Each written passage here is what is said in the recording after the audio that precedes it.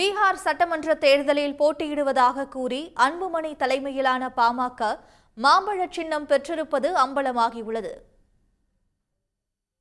பாமக தலைவர் அன்புமணிக்கு பதவி நீட்டிப்பு வழங்கி பொதுக்குழுவில் நிறைவேற்றப்பட்ட தீர்மானத்திற்கு தேர்தல் ஆணையம் அங்கீகாரம் அளித்துள்ளதாக கட்சியின் செய்தித் தொடர்பாளர் பாலு தெரிவித்திருந்தார். அப்போது மாம்பழ சின்னத்தை பாமகவுக்கு ஒதுக்கியிருப்பதாகவும் அவர் கூறியிருந்தார். இந்நிலையில் கடந்த ஜூலை 30ஆம் தேதி தேர்தல் ஆணையம் மாம்பழ சின்னம் ஒதுக்கீடு தொடர்பாக அனுப்பிய கடிதம் வெளியாகியுள்ளது. அதில் நடப்பாண்டு இறுதியில் நடைபெறவுள்ள பீகார் சட்டமன்ற தேர்தல் மற்றும் அடுத்த ஆண்டு நடைபெறும் தமிழ்நாடு புதுச்சேரி சட்டமன்ற தேர்தலில் போட்டியிட மாம்பழ சின்னத்தை பாமக கோரியிருப்பதாக கூறப்பட்டுள்ளது. அதன்படி பீகார், தமிழ்நாடு மற்றும் புதுச்சேரி தேர்தலில் பாமகவுக்கு மாம்பழ சின்னம் ஒதுக்கப்படுவதாகவும் தெரிவித்துள்ளது.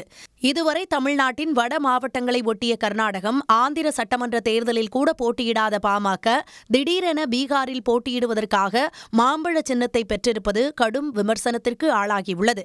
அடுத்த ஆண்டு நடைபெறும் தமிழ்நாடு சட்டமன்ற தேர்தலுக்காக முன்கூட்டியே பீகாரை காரணம் காட்டி சின்னத்தை அன்புமணி தரப்பு பெற்றுள்ளதாக ராமதாஸ் தரப்பினர் குற்றம் சாட்டியுள்ளனர். 2026 தேர்தலுக்கு தற்போதே அவசரமாக அன்புமணி தரப்புக்கு சின்னம் ஒதுக்கப்பட்டிருப்பதாகவும் ராமதாஸ் ஆதரவாளர்கள் விமர்சித்துள்ளனர். உடனுக்குடன் செய்திகளை தெரிந்து கொள்ள சன் நியூஸ் பெல் ஐகானை கிளிக் பண்ணுங்க.